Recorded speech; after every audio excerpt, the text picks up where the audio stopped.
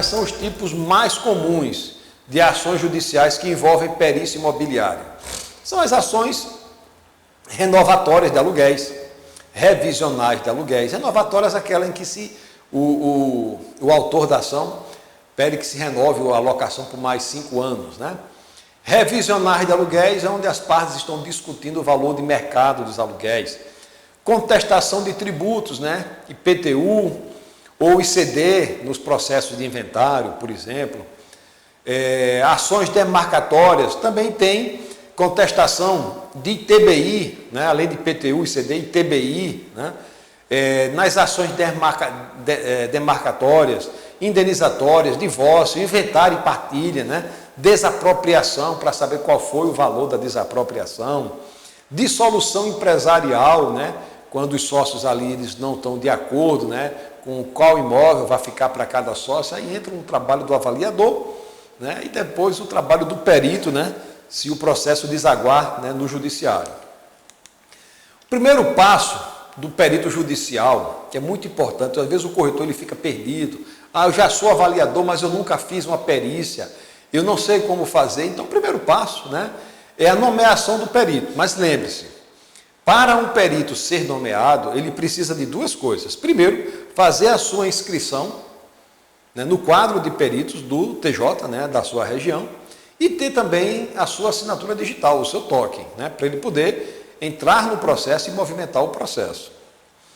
Então, a nomeação do perito, né, a escolha do perito, fica a critério de cada juízo. Entretanto, deve ser selecionado aquele expert, né, do quadro do tribunal.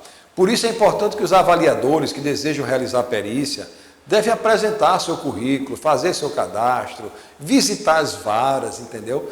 Eu costumo sempre dizer isso, além do cadastro no quadro, né, de peritos, visita as varas, fala com o juiz, fala com o chefe da secretaria, né, mostra ali o seu currículo, o seu grau de qualificação técnica, né? Tudo isso é importante. Segundo passo, ao receber a nomeação, né, o perito deve estudar o processo, conhecer os fatos, analisar a petição inicial, a contestação, as provas. Por isso que no orçamento que o perito dá, ele precisa colocar um número de horas, no mínimo 8 horas ali estudando o processo, conhecendo as provas, para que ele entenda qual o trabalho que ele deve realizar naquele processo judicial. Terceiro passo, né, o cálculo dos honorários, né? Por isso que eu falei para vocês que o perito deve considerar o número de horas que será realizada na perícia, incluindo a vistoria no imóvel avaliando, as pesquisas de mercado, a elaboração do laudo. Tudo isso requer. E além disso tudo, né, a resposta aos quesitos. Lembrando que muitas vezes um processo desse, o perito precisa responder a mais quesitos que são formuladas pelas partes ou pelo próprio juiz, né? Então tudo isso toma muito tempo. Eis a razão do perito fundamentar o seu trabalho. Ele tem que responder todos os quesitos apresentados pelas partes. Não pode deixar de responder os quesitos, é obrigação do perito. O perito ali, ele representa o poder judiciário. O juiz vai dar a sentença em cima do trabalho do perito. Eis a importância de uma fundamentação, de um trabalho arrojado, né, para que ele possa sempre ser nomeado, né? O juiz está sempre lembrando do bom trabalho que aquele perito executa, né? Eu mesmo lá no Tribunal de Justiça de Pernambuco faço diversas perícias, né? As mais indicadas para mim, não chegam muitas perícias simples, não, chegam as mais complexas, né? Loja de shopping center, né? Antenas de telefonia, postos de combustíveis, né?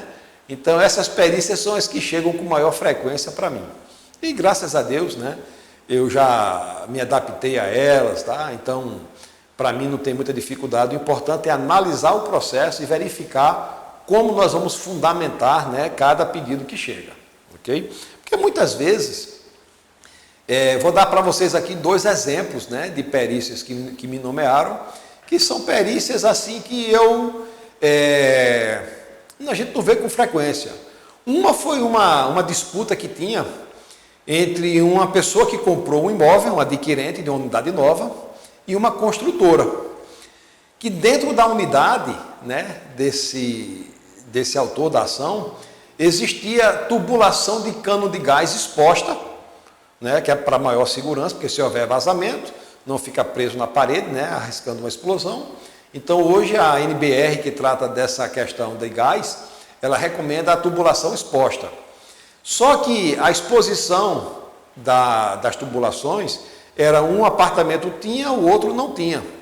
E essa pessoa que entrou com a ação alegou que o imóvel dele, por ter a tubulação de gás exposta, sofria uma defasagem do preço em relação à outra de 15% a 20%.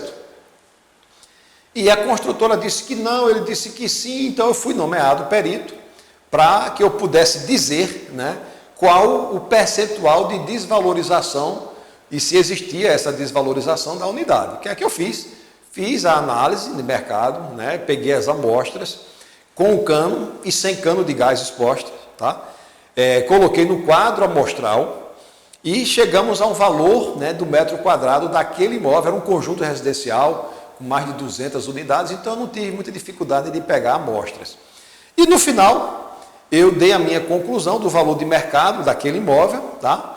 Que foi condizente com o valor que ele tinha adquirido, até tinha sofrido já uma valorização de mercado, né, da época que ele comprou para a época da avaliação, e eu coloquei uma observação que o fato de haver tubulação de gás expostas não depreciava o imóvel, aí eu justifiquei, tanto que em nenhum anúncio publicitário, nenhum proprietário, nenhum corretor faz referências, né, à tubulação de gás expostas ou sem tubulação de gás. Então, isso é uma informação que não traz nem vantagens nem desvantagens em relação ao preço do imóvel. A vantagem que traz é em relação ao gás ser encanado e não gás de botijão, tá?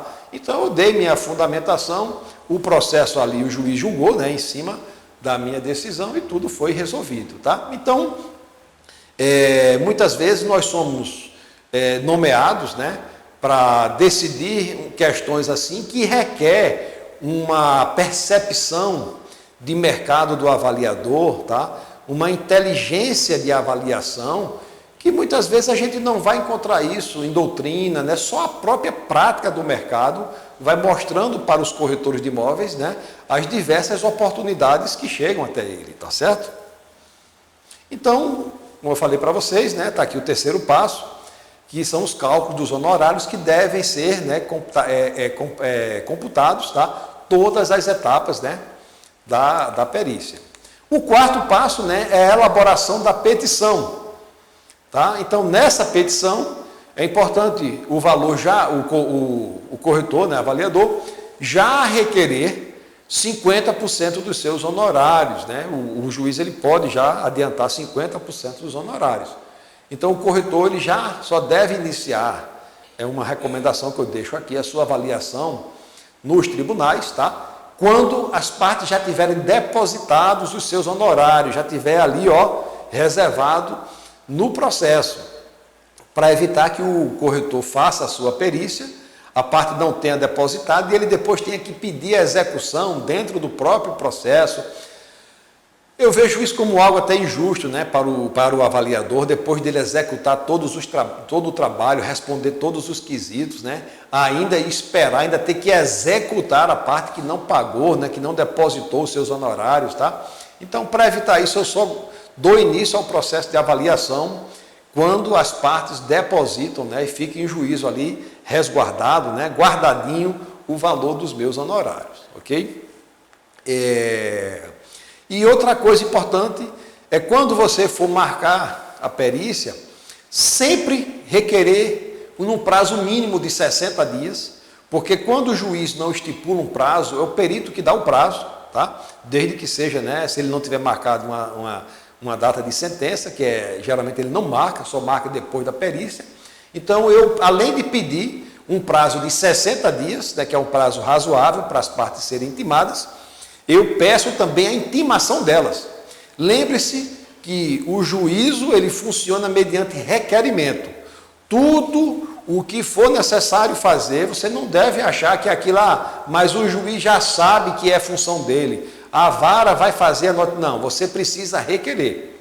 Então, eu faço o requerimento de prazo de 60 dias para dar início à perícia, digo o dia né, do calendário, o dia da semana e a hora e o local onde eu vou estar, tá, fazendo a perícia, para que as partes querendo, né, nomeiem assistente técnico, né, ou mande seu representante, ou mande o advogado, tá certo? E eu peço no final que as partes sejam intimadas, né, daquilo que eu estou informando. Então é importante essa observação. O quinto passo, né, é guardar, né, o aceite de sua proposta. Só após o aceite da sua proposta é que o avaliador ele deve dar início às perícias, tá? Então, se o avaliador lançou uma proposta, ele não pode chegar, não, eu já sei que eu vou avaliar esse imóvel, eu já vou lá fazer a avaliação. Não pode. Precisa esperar o juiz, né, informar as partes o valor dos honorários do perito, as partes depositarem ou contestarem, tá? Para que o perito possa dar entrada, né, possa dar início ao seu trabalho de avaliação.